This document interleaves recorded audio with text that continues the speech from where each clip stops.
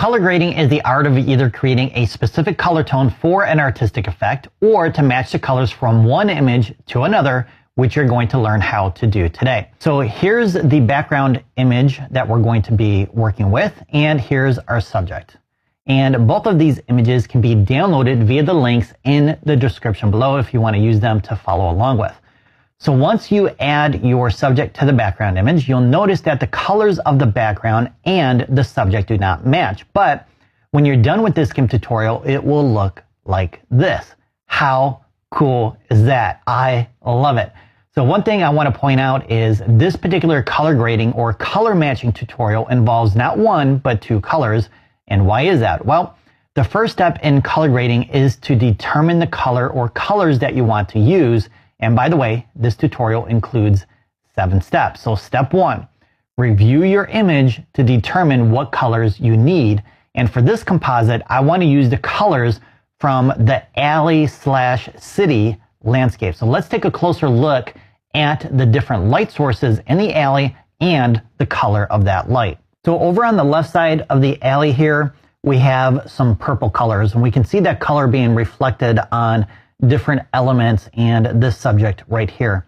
In the top area right here, we have yellow to orange, which we can see being reflected onto this subject here and a little bit of this subject here, his arm right here. And then we have a third color over here from the vending machines, which is white to blue. So we technically could use 3 colors for this particular color grading or color matching.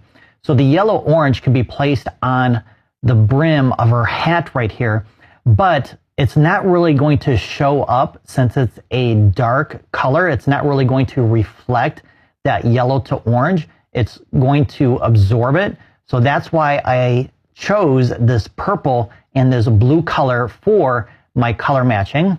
And once we apply those, you will then notice the color grading being applied to our subject here. So we have the color white to blue being reflected on this part of her jacket or her outfit here.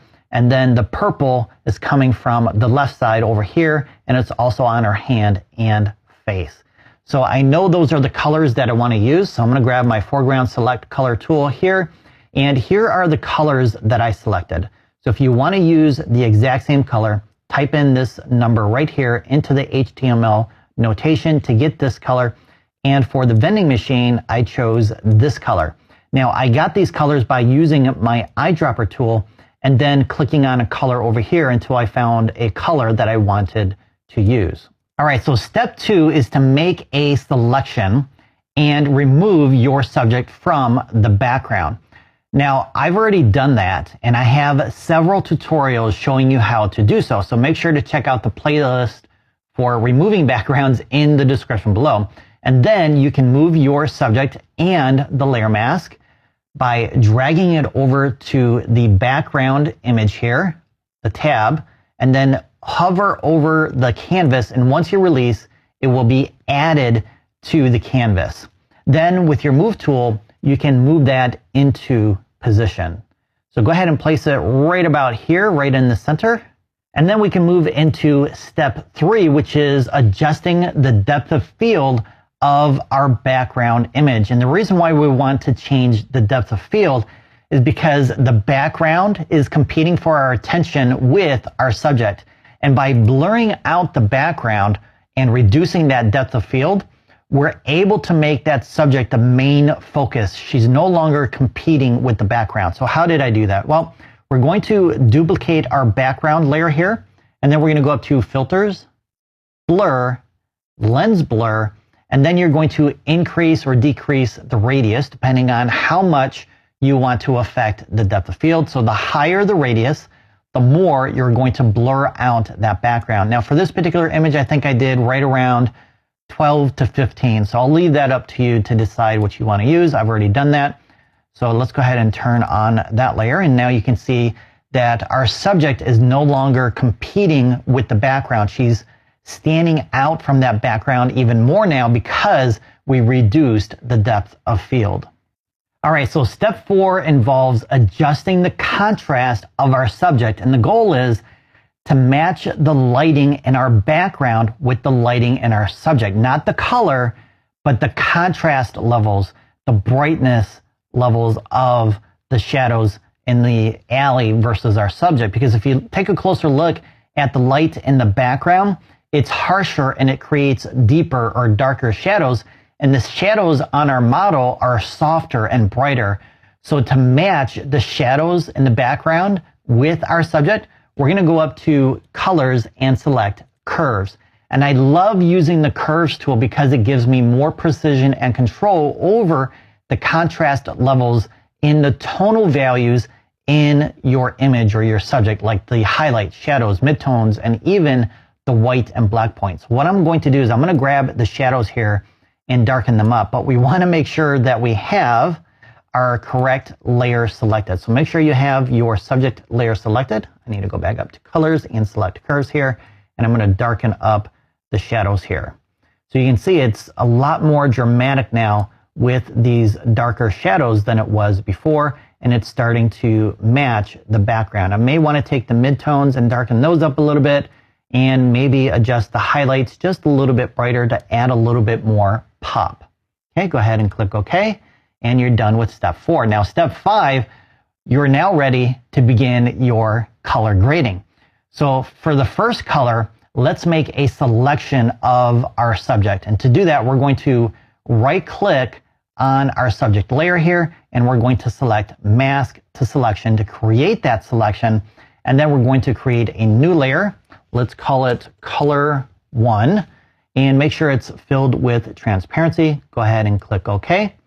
Then we're going to come over here to our foreground color and select our color, this purple color here for that first color. And then with our bucket fill tool, we'll go ahead and fill that in. All right, so we have our first color, but it doesn't look really good because we can't see our subject anymore. Let's go ahead and deselect with Control, Shift, and A, or Command, Shift, and A if you're on a Mac, and that will deselect that selection, or go up to Select and select None from here. All right, so we're going to blend this layer in now by going to our modes and clicking on HSV Hue, and boom, you have your first color. How awesome is that? Now, this particular blending mode works for this image. It's not going to work for every image that you work with, which is why you need to go through these different blending modes and test out each one to see which one gives you the results that you're looking for. Now, the one thing I want to do is I want to tone down this color on her skin because it's a little too intense and it's too purple, at least for her skin. So let's tone that down by grabbing a layer mask here. Let's go ahead and fill it with white because white adds, black removes, and I don't want to remove all of it, just part of it. So we're going to add a white layer mask, and then we're going to grab our paintbrush tool with the letter P, and we want to set our foreground color to black because black removes. Now, the one thing I want to do is I want to make sure that the opacity of my brush is down around 25, and what that's going to do is allow me to paint with gray versus black. So painting with gray will remove that edit at a slower rate or at a lower opacity versus pure black. So now when I paint over here, I'm going to do several strokes until I get the final effect that I want. Now it's still on there. If we turn this layer on and off, you can still see there's a tint of purple on her skin, but maybe you took too much off. In that case, you can switch to white for your foreground color, and then as you paint, it will add that purple back in. So I'm just going to do a little bit there. I'm going to paint with black on her arm here, or her hand, I should say, to remove some of it from there. Now take a look at your layer mask, and you notice it's gray instead of black. So this is telling you that you painted with a lower opacity of black, and it partially removes that edit versus removing it all at one time, or 100%. All right, now for step 6, we are going to work on our second color. So we're going to make a selection again. So go ahead and do that. Let's create a new layer, and we're going to call it Color 2. Now, this time we are not going to fill in our selection with a solid color. Instead, we're going to paint in the color that we want, and then we'll fine tune it with a layer mask. So with your paintbrush tool selected, go ahead and choose your second color here, which is this blue color. And then I'm just going to paint in here like so. And I want to make sure that opacity is at 100 because I want to fill that in at 100% opacity.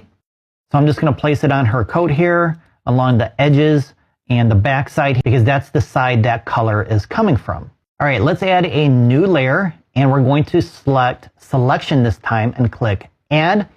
That's going to place a black color on the outside of your selection and white on the inside. We can go ahead and deselect now. And then what we're going to do is we're going to paint with black, add a lower opacity. But before we do that, I want to go ahead and change the blend mode to the same as before. So HSV hue. All right, so that's blending in, but it's a little too intense. So we're going to blend this in even more by painting with a lower opacity of black or painting with gray. And I'm just going to gently remove this in some areas of the image here so it's a little bit more realistic and it's blending in, and it's going to be brighter at different folds of the jacket versus others. So this side of the jacket here may not have as much of that blue.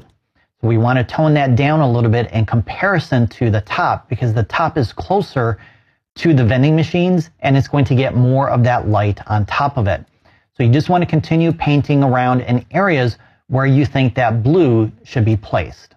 How cool is that? I love it.